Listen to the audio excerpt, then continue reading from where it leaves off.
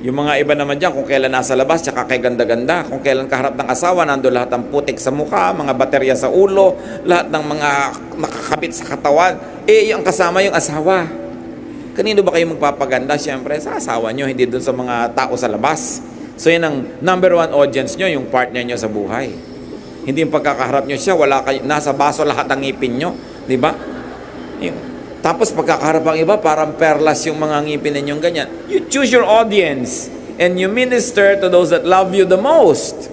It is important to give them our best manners.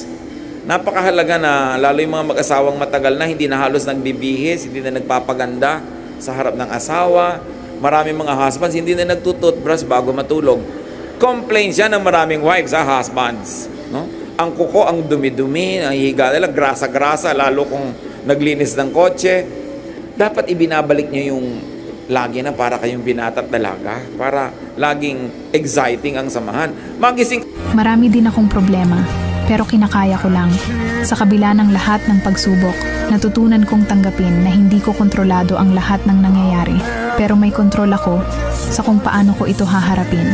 Minsan, nakakaramdam ako ng pagod, pero hindi ko hinahayaan na magtagal ito. Patuloy akong nagsusumikap at hinahanap ko ang mga paraan para maging mas maligaya.